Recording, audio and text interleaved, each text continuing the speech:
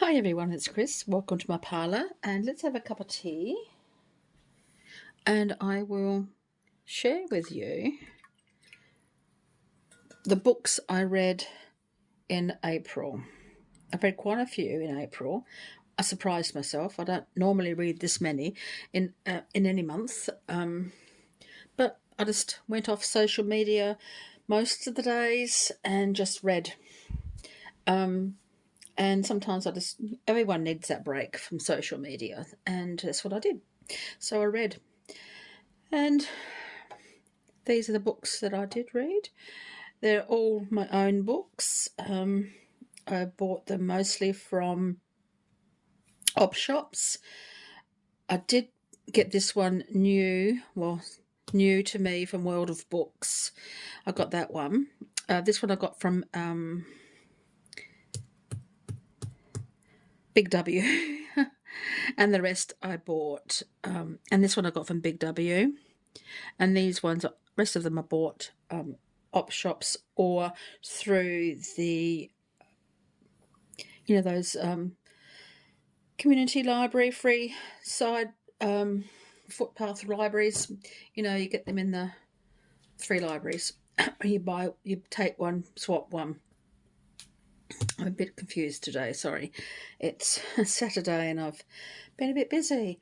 I've also had a nice warm bath today, so I'm feeling quite okay, but I should get my teeth in.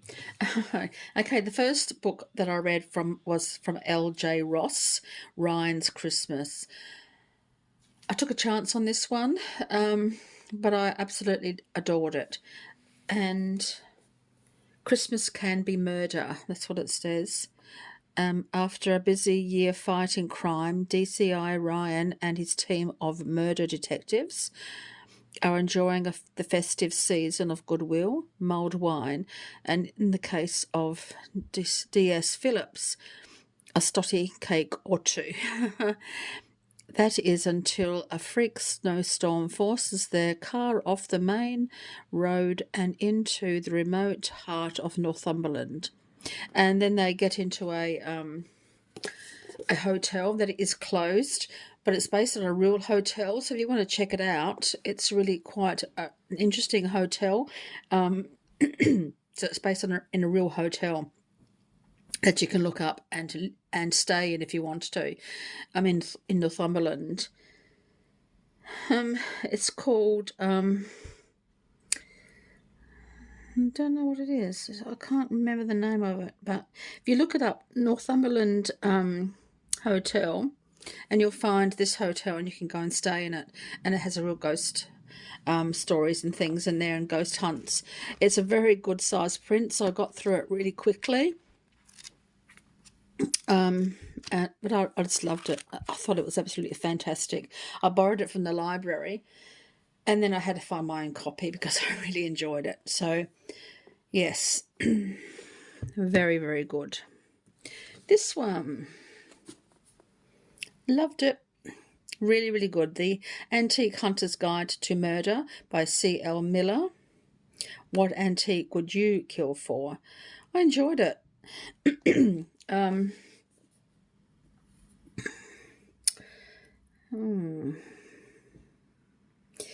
So Arthur is an antique dealer and he's murdered, and he sends a letter to his best friend and she contacts her niece to help solve his murder. And it has antiques, which I really like, an old house, which I really like, and yeah, I really enjoyed it. Really enjoyed that one. Again, it's good size print, so I can read it comfortably. So, for the past 20 years, Freya Lockwood has avoided the quaint English village in which she grew up. That is until, let me read it, I can't remember, until news arrives that Arthur Crockleford, antique dealer and Freya's estranged mentor, has died, and the circumstances seem suspicious. So she goes with her aunt to solve his murder, and it was quite interesting. I liked that one.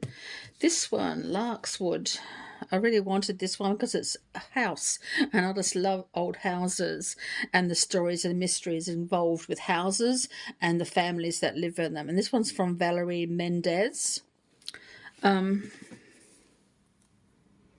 It was really, really good. I really liked it. Larkswood House. The very name suggests birdsong, peace, and elegance. It is home to the Hamilton children, Edward, Cynthia, and Harriet, who enjoyed the freedom and excitement of privilege. But in the glorious summer of 1896, with absent parents and a departed governess, disaster strikes the family, leaving it cruelly divided. More than 40 years later, on the eve of the Second World War, Louisa Hamilton, newly presented at court but struck down with glandular fever, is sent to Larkwood to recuperate. There, for the first time, she meets her grandfather Edward, home after decades in India. And there's a family history here that Louisa tries to solve. And the secret, a bit disturbing in some aspects, but interesting nonetheless. Okay, so if you want to try it, it's a really good book. I really enjoyed it. One house, one family, and a lifetime of secrets. And the secret is a little bit disturbing, but the ending is quite okay. And there's a little bit of romance in there too, which is quite nice. It's just very subtle romance, nothing overly spicy or anything else like that. So, but it's quite nice. Okay, Kerry McGinnis, The Missing Girl. The dark secrets are buried the deepest.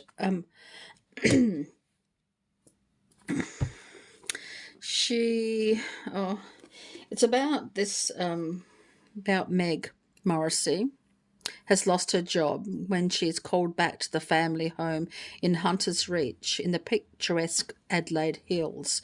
Her ailing grandmother, who raised her when she was orphaned as a child, has always been a formidable figure in her life, and this is hardly a welcome summons.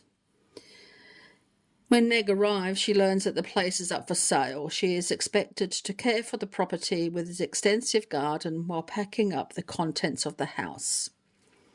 So when she was looking through all of that, she just finds all these secrets that are revealed in the items that she finds. And her relationship with her grandmother is very strained.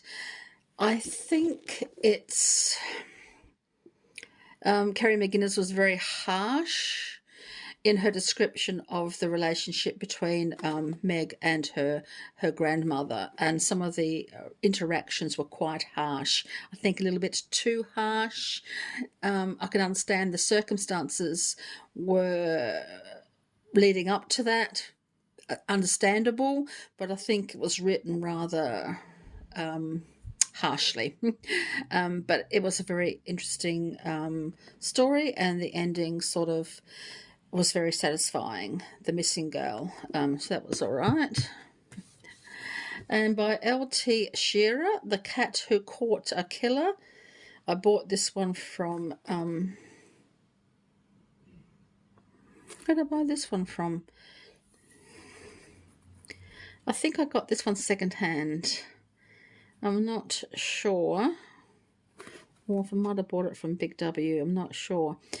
So meet Conrad. You've never met a cat like him before. And neither has Lou Lewis, whom he walks into her life one summer's day, and they solve a murder together. This was really quite interesting if you can get used to a cat talking. Cat talks to certain people, but mainly to Lulu, and she is a retired police detective, and there's a murder for her to solve because her her mother-in-law has died all of a sudden, and it seems to be a little bit sus, and she doesn't think her mother-in-law should have died as she had, and she goes and tries to solve not the mystery so much, but work out why she died. And Conrad, the cat, helps her, and helps also through some grief and that sort of thing. And yeah, interesting if you can get used to a cat talking. I tried reading the second novel after this one. This is her debut novel, but I didn't like it. So, don't always judge a book by its author, because some of you will like and some you won't like. And the second one I didn't like, but I liked the first one. So then I read another Anne Cleeves. I do take a chance on her sometimes if the story sounds okay. This is Murder in My Backyard. I got this one from Big W. So Murder in My Backyard is the second mystery novel in the Inspector Ramsey series by Anne Cleeves, the Sunday Times best-selling author of the Vera Stanhope Shetland and Two Rivers crime series. No one in Heppelburn has a bad word to say about Alice Parry, but here she is, murdered in her own backyard on a bitter St. David's Eve. So it was interesting. Some of the relationship between Inspector Ramsey and his offsider was a little bit, I don't know why she wrote them like that, but otherwise it was quite interesting. It's not her best. It's not the best one I've read from Anne Cleeves, but it was quite okay, and I did finish it, and I did enjoy it. But I don't know if maybe I'll read it again, but I'm not sure if I would, but I will. Maybe. Now this is far from anything that I've ever read. It's a Amish based story by Beth Wiseman. His love endures forever. So there is a little bit of Amish religious practices in this book. And I'm not Amish and I'm not religious. So, they're sort of speaking about God and things like that and finding God. And and that's why his love endures forever is about the relationship between the Amish and God, their religious practices. And this one was interesting because Danielle was not Amish, but she has a relationship with an Amish boy, and gets herself into strife by becoming pregnant. So what's she going to do? And then another Amish boy who's been a friend of hers for since they were knee-high to a grasshopper. Her friend, what's her friend's name? So her boyfriend was Matthew, and he got her pregnant. He walks away from her and disowns her virtually. Then Levi comes along and offers her marriage, and it's about their relationship and how it develops, and how Danielle develops a relationship with God and follows the Amish practices and things like that. So it's not a mystery, and it's something very different to what I've ever even read before, but it was okay. And I enjoyed the story, and I was happy with the ending. Then I read this one. I just finished reading this one a couple of days ago, Becoming Beth by Meredith Appleyard, another Australian author. And what can I say? Another book that is very different to what I like. Because, I do like mysteries and murder mysteries especially. Not gory ones anymore. I can keep those ones. So this is very different. And it was based in South Australia, which I like, and by an Australian author who lives in the Clare Valley. So she remembered the truth about her own life. What happens now? So since adolescence, 58-year-old Beth has lived her life with blinkers on, repressing the memory of a teenage trauma. Her mother, Marion, took control of that situation and of all else in their family life, and as much as she could in the small town of Miners Ridge as well. So Marion is dead now, and Beth comes to Miners Ridge with her own problems. She's just been dumped by her husband for another man, and so she goes back home to look after her mother, who's had a stroke and then dies. And it's about the relationship between her father and the community that she joins. She joins a little community group to save the town hall, and the friendships that she develops from there. I loved it. I absolutely loved it. And it was written so nicely. I just didn't want it to finish. It's the first book I've ever really enjoyed the story and really enjoyed the people that came into Beth's life and how she coped with her feelings and her emotions and what happened to her as a teenager. You can sort of guess what happened to her as a teenager.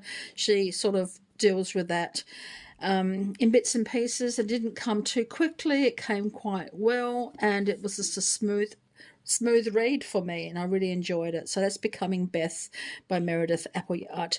I do have a couple more of her books. I've got on reserve at the library to see what else comes out, what I will enjoy. So I found this one in one of the little street libraries. So I picked it up, took it home, and decided to try and see if I liked it, and I loved it. I really, really liked it. So that's what I read in April. I don't know what I'm going to be reading this month. I'm keeping all of these. Whether or not I'll read them again at any time, I don't know. I just collect books and read them. I used to be really scared of books. I loved collecting books. I loved having a bookshelf with books in it, and I would look through them sometimes, but I actually was scared of actually reading a book because I was scared of being disappointed in the book that I've chosen, or scared that I would like it. I don't know. So I had all these books, but I've never really read them, and it's just been recently, the last year or so, that I've actually picked up a book and read it. And that's what's happening here. I'm collecting more and more books, but I can say all those books on that shelf I've read and I've enjoyed them. So, that's a big step for me. So I don't know how many other people love books but are too scared to read them. I don't know if it's a thing or not, or it's just me. So I'd be interested to know what you think about that. So leave a comment if you wish to. Yeah. So there was no book in there that was gory. Even The Murder in My Backyard wasn't all that gory or anything else. So she was a bit harsh in her conversations with her grandmother. She did not like her mother, and some people didn't like her mother either in the community group that she had joined to save the town hall. But it wasn't nasty, not like this one. So I was a bit disappointed, just the way she spoke about her grandmother, and the way she didn't speak nasty about her mother or anything. She was upset about what she had done, but she was never vicious or anything. But she was quite nasty, and I was disappointed in that. I was a bit, yeah. The Secret was a bit not so nice, but it happened, and it did happen in real life lots of times. So it's not something that is not real. You know what I mean? That was good. I enjoyed that one. That was fabulous. This one would be good if you can understand or prepared to listen to a cat talk. That was interesting. I didn't think I would actually like that, but I did. And this one, I just loved it. It was just fantastic. I would read that one again, definitely. Yeah. So there you go. What I read in April. So thank you very much, and until next time, so many blessings.